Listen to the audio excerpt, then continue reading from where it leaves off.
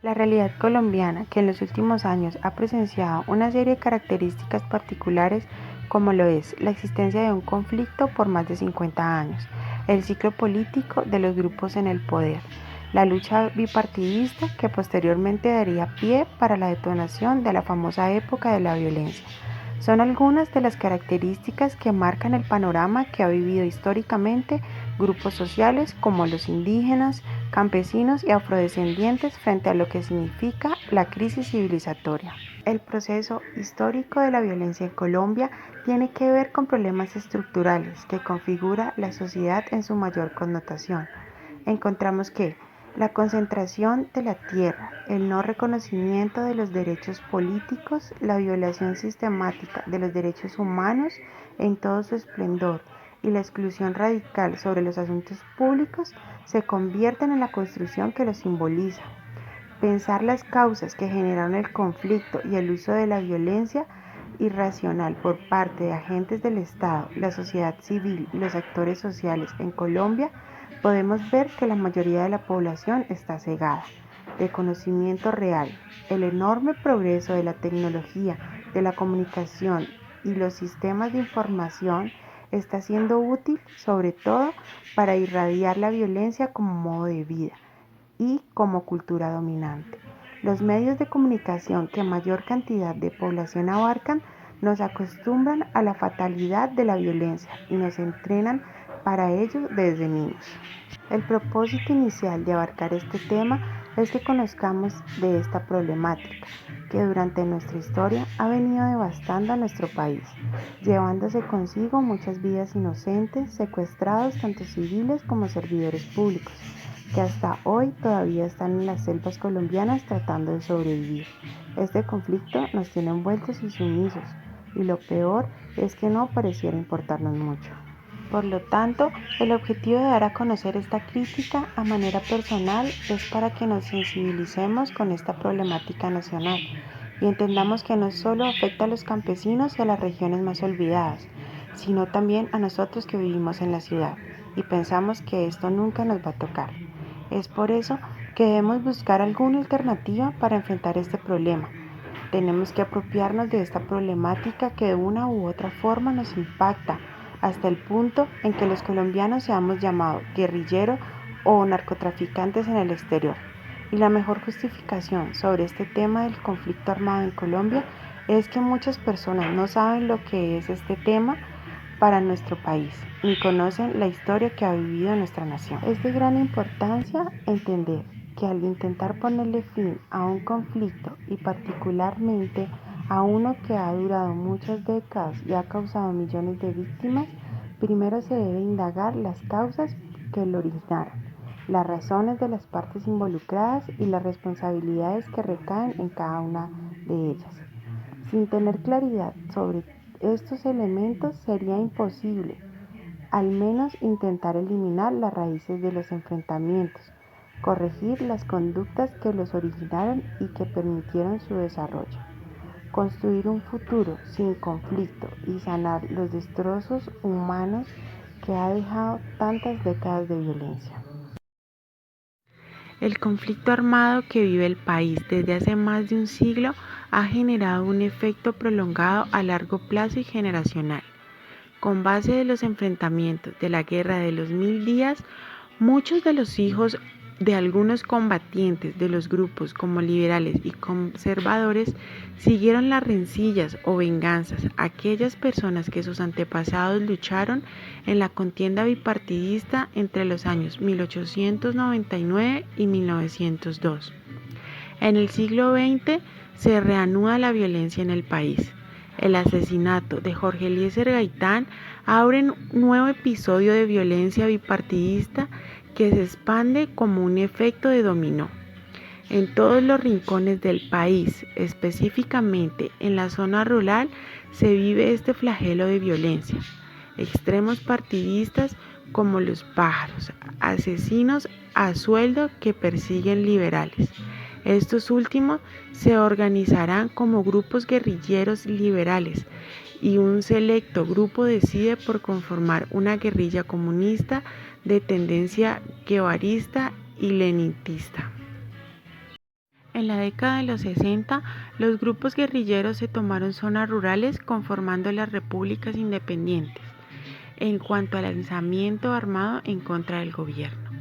El presidente Guillermo León Valencia mandó a su ejército a neutralizar estas zonas, dado que la guerrilla se desplazaría por todo el territorio nacional, haciendo de su lucha una guerra contra el Estado que implica a la población civil. Entre los años 70, 80 y 90, el narcotráfico sería el medio de emprendimiento y de enriquecimiento ilícito iniciado por Griselda Blanco y posteriormente por Pablo Escobar. Este último aprovechó las rutas de la marihuana para convertirla en rutas de narcotráfico hacia los Estados Unidos. Este país sugirió y presionó al Estado colombiano en realizar una estrecha relación en cuanto a la extradición. A medida que el país lograba ese proyecto, Escobar atentaba contra las instituciones, periodistas y gente del común como represalia a no firmar el tratado de extradición. El fenómeno paramilitar es uno de los hechos más incipientes y agregados al conflicto armado. Este fenómeno, derivado de los grupos narcotraficantes, se armó a finales de los 80, con el fin de proteger su patrimonio territorial y financiero de los ataques de los grupos marxistas guerrilleros, cometiéndose desplazamientos, crímenes de lesa humanidad, narcotráfico y persecución política a miembros marxistas o de izquierda, engrosando y extendiendo más al conflicto, enfrentando a los grupos guerrilleros paramilitares en apoyo con algunos miembros del ejército.